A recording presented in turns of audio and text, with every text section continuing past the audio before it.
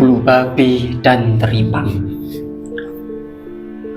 Normalnya perjalanan Sumbawa Surabaya pulang pergi dengan kapal layar zaman itu membutuhkan waktu 4 hari. Maka mulai hari kelima sejak keberangkatan bapaknya, setiap pagi saat dia terbangun sebelum melakukan hal lain, Sri Ningsih akan bergegas menuruni anak tangga lari ke dermaga. Berharap kapal bapaknya sudah tertambat gagah di sana. Sayangnya tidak ada. Dermaga kosong, lenggang menyisakan suara debur ombak lautan. Hari ke-6 juga tidak ada. Hari ke-7 kapal itu tidak kunjung pulang. Sri menghembuskan nafas resah. Ini persis hari ulang tahunnya yang ke-9. Bapaknya pulang, dia tidak menginginkan lagi sepatu baru. Sungguh, dia tidak pernah mau merepotkan siapapun. Dia hanya mau bapaknya ada di sini, mengecup keningnya, memeluk baunya. "Gerimis, Sri, nanti kamu kehujanan." Ode beranjak mendekati Sri di atas dermaga kayu.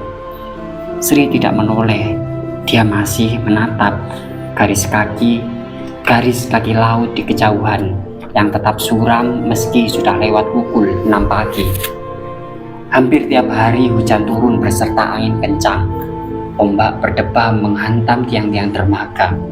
Tidak ada penduduk pulau yang mau menghabiskan waktu di luar rumah dalam cuaca seburuk ini, memilih berkemul di teras depan sambil menyeduh kopi hangat.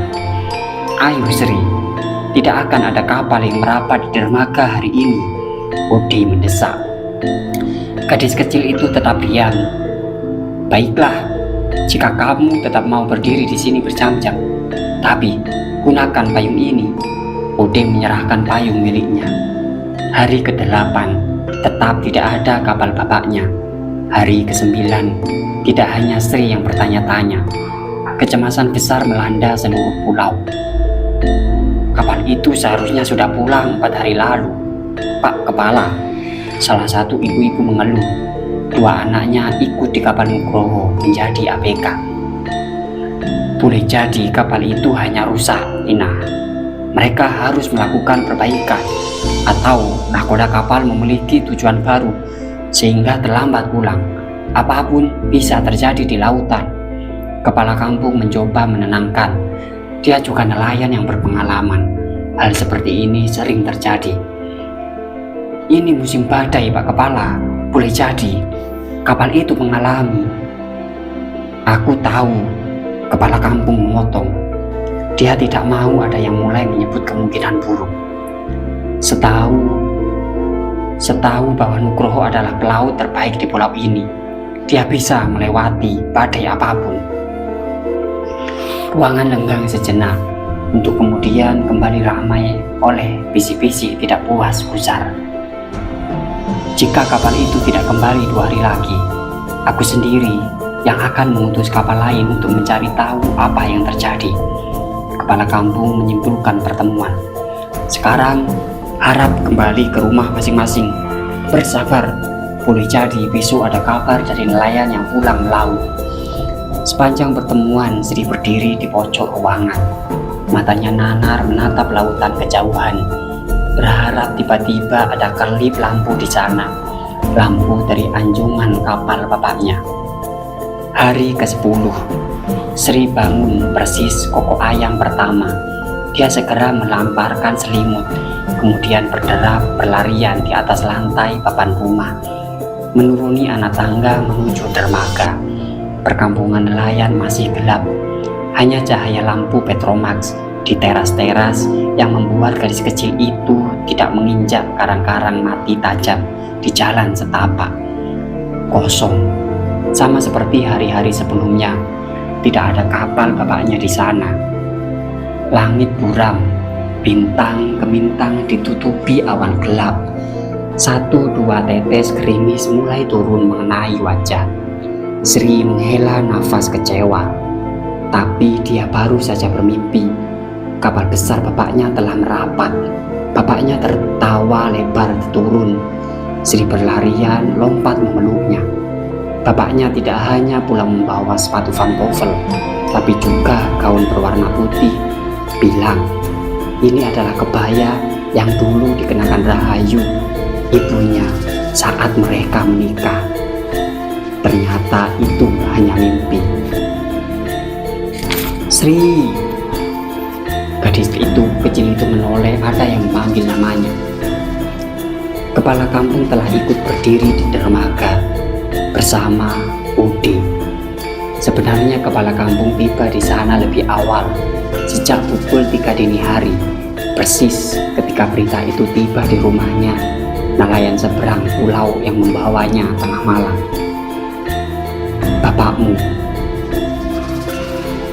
Bapakmu tidak akan pernah pulang, nak.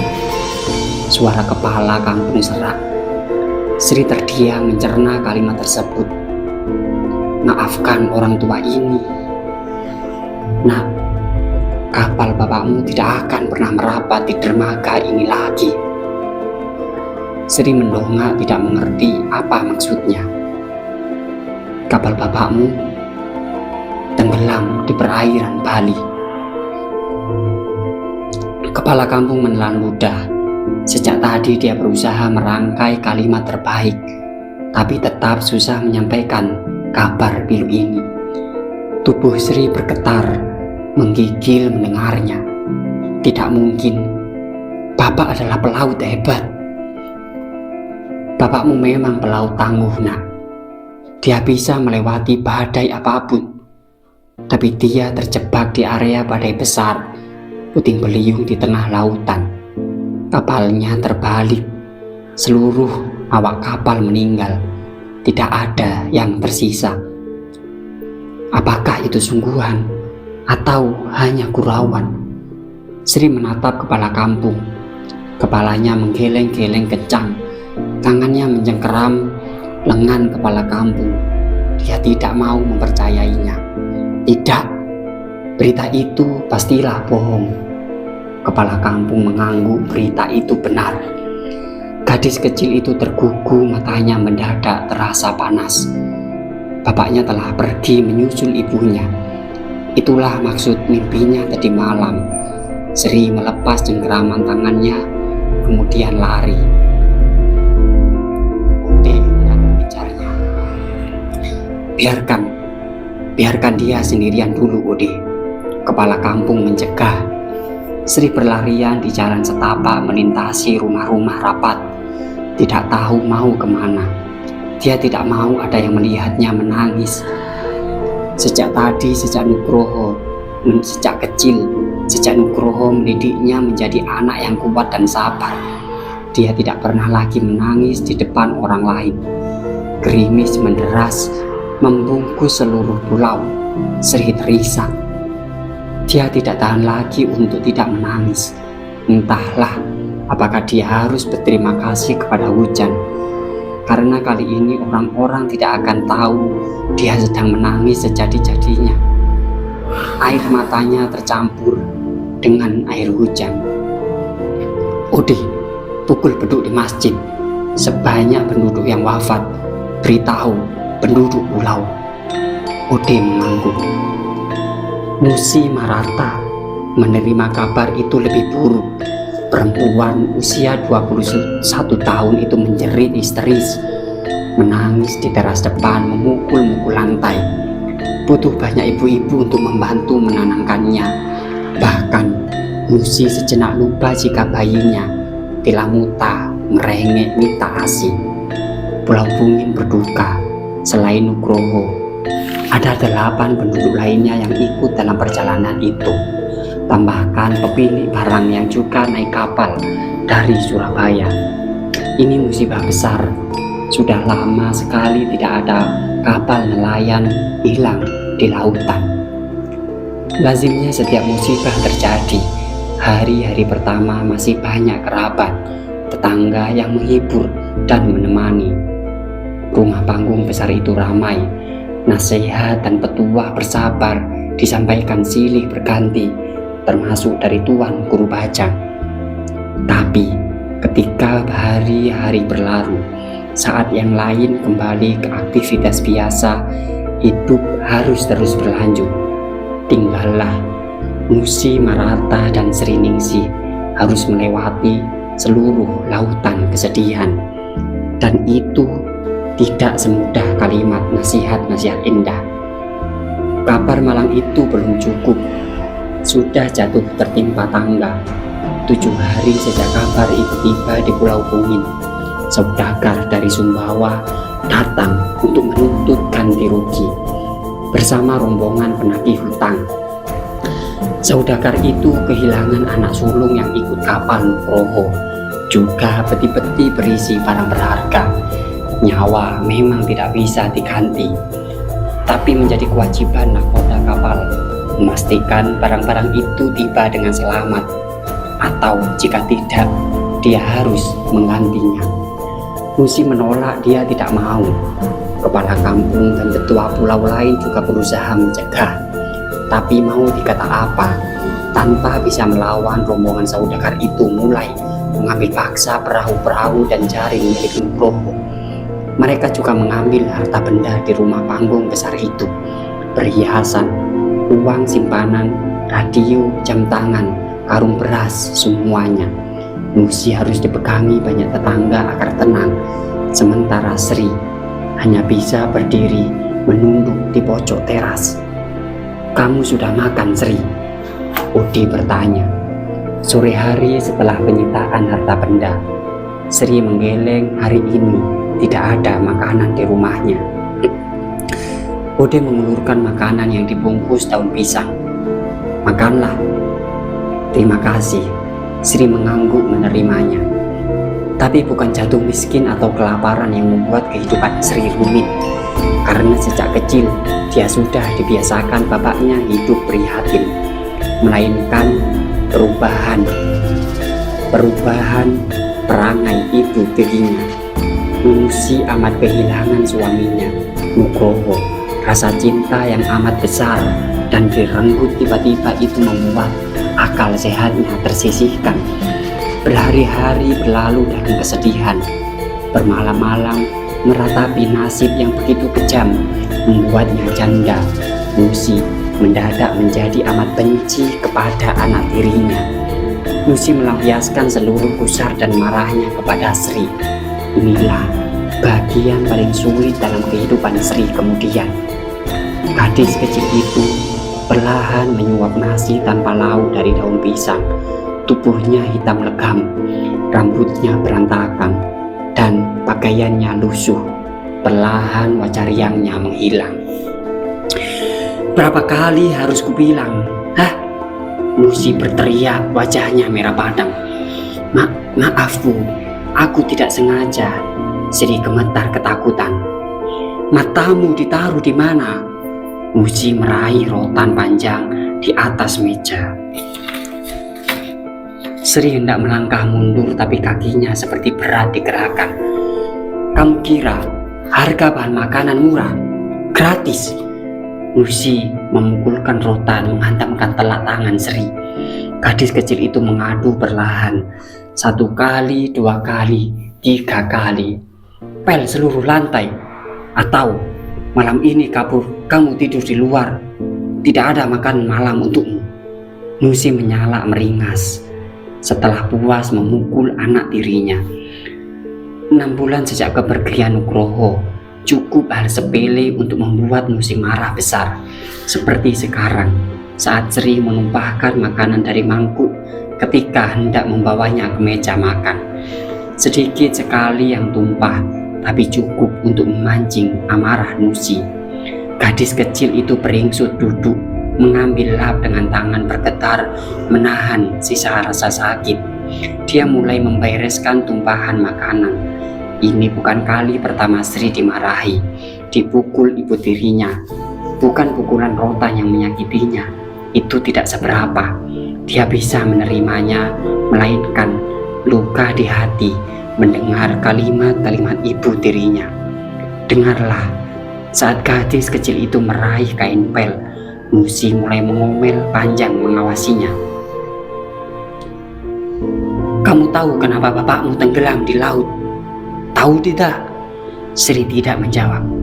Itu karena kamu anak sial, anak yang dikutuk ibumu. Masih ingat ibumu? Dia mati saat melahirkan anak yang dikutuk. Dan setelah itu bapakmu mati. Mati hanya karena ingin membelikan sepatu baru untukmu. Kamu membawa seluruh kesialan keluarga ini. Kamu membuat orang lain mati. Sri mendorong ke ember perlahan. Dia ingin menangis, matanya berkaca-kaca, tapi dia habis-habisan mencegah air matanya tumpah, menggigit bibirnya. Pilamuta merengek di kamar popok bayi berusia 6 bulan itu basah, membuat sumpah serapah Nusi terhenti sejenak.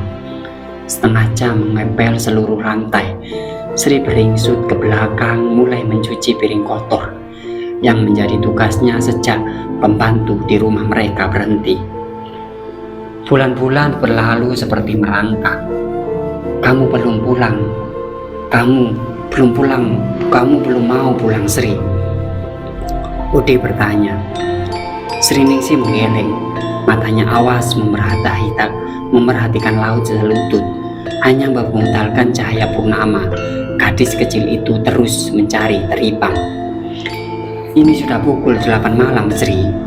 Ode mendesak. Ibu akan marah jika embernya tidak penuh. Tapi mau sampai jam berapa, Sri? Tidak tahu. Sampai embernya penuh.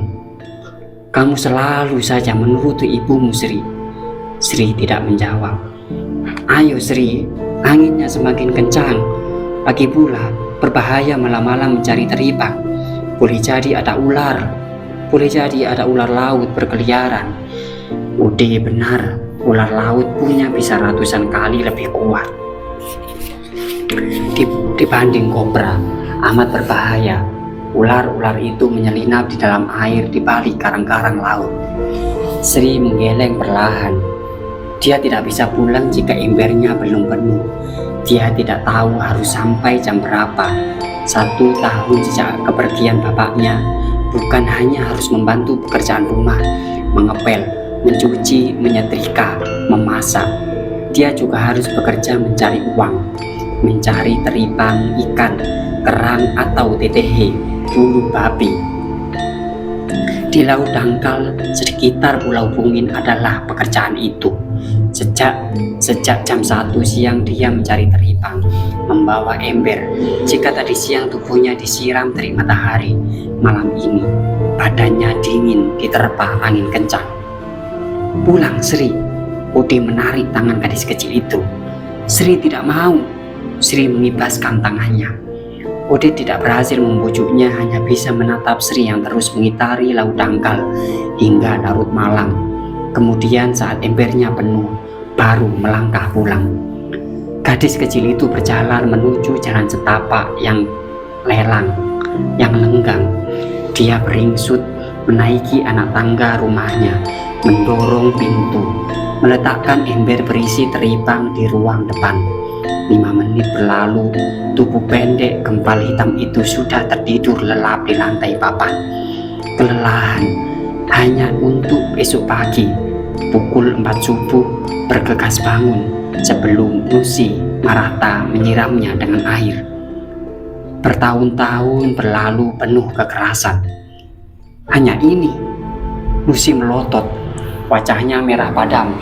Sri menunduk. Iya, Bu. Kata pengepul di pulau seberang, harga tetehe sedang jelek. Hanya ini ya? Nusi sekali lagi bertanya sambil menusukkan tongkat rotan ke dada Sri. Sri diam, tidak berani menatap wajah kala ibu tirinya. Kamu kira menampungmu di rumah ini biayanya murah? Nasi yang kamu makan, sayur, laut, itu tidak gratis. Dan kamu hanya bisa membawa pulang uang sebanyak ini. Sri menunduk semakin dalam. Dia sudah seharian membawa perahu kecil pinjaman dari tetangga untuk melaut di sekitar pulau, mengumpulkan bulu babi. Tangkapannya banyak, tapi harganya memang sedang murah. Itu pun tetangga tempat dia meminjam kapal menolak menerima bagian uangnya. Kalau kamu sudah tahu harga TTH rendah, kenapa kamu tidak mencari teripang? Dasar bodoh, gunakan otakmu berpikir. Nusi mengomel. Sri terdiam menatap lantai papan. Dia hendak menjelaskan kalau bulan-bulan ini teripang susah didapat. Belum musimnya mencari bulu babi lebih mudah. Tapi jawaban darinya hanya akan membuat ibu tirinya semakin mengamuk. Malam ini kamu tidur di luar, tidak ada dipan gratis.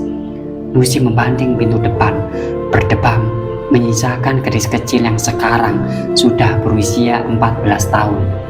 5 tahun berlalu sejak kepergian Nugroho. Tubuh Sri sudah bertambah 1 jengkal, tapi dibanding anak-anak lain, dia tetap terlihat lebih pendek, kempal, dan hitam. Sri menyeka keringat di kening, termangu menatap pintu yang tertutup rapat. Teras depan lengang. Kampung nelayan juga telah sunyi. Ini pukul 9 malam. Penduduk sudah beranjak tidur. Tadi Sri kemalaman dari pengepul, mengayuh dayung sendirian menuju Pulau Bungin, berlarian, berusaha tiba di rumah. Itu semua hanya untuk menerima kemarahan ibu tirinya. Petir menyambar membuat terang sekitar, disusul gemerupuk guntur. Malam ini sepertinya akan turun hujan lebat. Itu kabar buruk. Angin kencang akan membawa tampias air. Dia pasti kehujanan. Tapi apa yang bisa dia lakukan? Mendorong pintu yang tidak dikunci, memaksa masuk. Ibu tirinya akan semakin mengamuk, memukulinya tanpa ampun. Sri baru saja bisa masuk rumah besok pukul 4 subuh. Itu pun karena tugas memasak sudah tiba. Dia harus ke dapur. Sri akhirnya beranjak duduk di pojok teras, area paling jauh dari tampias. Tubuhnya terasa sakit dan letih, menatap dermaga kayu dari kejauhan. Sekali lagi petir menerangi sekitar. Sri terbayang kapal besar milik bapaknya sedang merapat di dermaga. Terbayang dia berlarian menyambut bapaknya pulang. Gadis kecil itu menyeka ujung matanya. Tidak, dia sudah berjanji tidak akan benar, tidak akan pernah menangis lagi. Dulu sebelum pergi, bapaknya menyuruh Sri agar dia kuat dan sabar. Apakah sabar punya batasnya? Sri tersenggal menahan tangis. Sudah 5 tahun dia bersabar atas perangai ibu tirinya. Apakah dia memang anak yang dikutuk? Sri bergegas mengambil posisi tidur meringkuk, mengusir sejauh mungkin pikiran jelek yang melintas di kepala. Dia bukan anak yang dikutuk. Apapun yang terjadi adalah skenario terbaik dari Tuhan. Dia ingin segera tertidur agar dia tidak mengenang banyak hal tentang bapaknya. Dia ingin segera tertidur agar dia bisa memeluk semua rasa sakit. Sri sekali lagi menyambar terang. Petir sekali lagi menyambar terang. Guntur kali ini menggelegar. Tetes pertama air turun menerpa atap seng, disusul jutaan tetes berikutnya. Hujan menyiram Pulau Bungin. Setengah jam berlalu. Gadis kecil itu akhirnya menangis dalam tidurnya tanpa air mata. Separuh tubuhnya lembab oleh tampias air hujan. Kembali ke teras depan rumah Pak Tua. Masa kini kamu menangis Gulu? Pak Tua menghentikan cerita. Gulu bergegas mengucuk matanya. Enak saja, saya hanya keliripan Pak Tua. Ah, jelas-jelas kamu menangis Gulu. Pak Tua menyelidik sambil tertawa. Zaman yang duduk di sebelah ikut tertawa. Kisah ini sangat menyedihkan Pak Tua. Siapa pula yang tidak terharu mendengarnya? Terdesak Gulu mencoba berkelit. Saya pikir bagian paling menyedihkan adalah saat kapal bapaknya tenggelam. Ternyata tidak. Nusi Marata sungguh kejam pada anak tirinya. Membayangkan Sri tidur sungguh kejam pada anak tirinya. Membayangkan Sri tidur dengan tubuh basah di teras rumah. Saya akui itu membuat mataku kelilipan Pak Tua. Pak Tua mengangguk. Itu benar. Nusi kejam sekali pada Sri. Tapi terlepas kepergian Nugroho, itu bukan murni kesalahannya. Itu kesalahan kami semua, penduduk kampung, juga kesalahanku. Lakulu menatap Pak Tua tidak mengerti. Pak Tua justru menatap dermaga lamat-lamat yang telah berganti kayu kesekian kalinya puluhan tahun terakhir. Bahkan hingga hari ini di masa modern, kita masih tidak peduli dengan kekerasan yang dialami anak-anak di rumah, menganggap itu urusan keluarga masing-masing, hal yang lumrah. Bukankah masih ada jutaan anak-anak yang mengalami kekerasan di seluruh dunia, baik yang terang-terangan juga yang tersembunyi, tidak diketahui tetangga atau kerabat dekat, berantakan, marah tanpa sebab, ucapan menyakitkan, hingga dalam kasus yang ekstrim, pukulan fisik, penyiksaan, kekerasan yang mereka peroleh justru dari orang yang harusnya menyayangi dan melindungi. Apalagi di masa-masa itu, tahun 1950-an, bertahun-tahun Sri mengalami kekerasan, fisiknya disakiti, hatinya tersakiti. Tetangga kampung tutup mata, padahal mereka melihat Sri keluar rumah dengan tangan atau kaki dipenuhi bekas pecut rotan, berusaha disembunyikan dengan pakaian panjang. Mereka juga mendengar teriakan-teriakan marah Nusi, tapi tidak melakukan apapun, tidak tergerak untuk melindunginya. Ayahku, kepala kampung, tidak bisa berbuat banyak. Itu bukan murni kesalahan Nusi, itu kesalahan kami semua. Lantas, jika tetangga tidak mau menolong, bagaimana Sri akhirnya bisa meninggalkan ibu tirinya yang jahat? Lakulu bertanya. Kejadian besar, nak. Beberapa hari kemudian, Pak Tua mengusap rambut berumpan. Kejadian yang membuktikan bahwa kesabaran bisa mengalahkan apapun. Kita sudah dekat dengan penghujung cerita. Ayo, Lakulu, Zaman, dihabiskan dulu minumnya. Apa yang terjadi, Pak Tua? Jangan membuatku mati penasaran. Lakulu mendesak. Aku akan menceritakannya, Kulu. Aku akan menceritakannya, Kulu. Tenang saja, kamu tidak akan penasaran. Apalagi sampai mati gara-gara itu. Pak Tua tersenyum.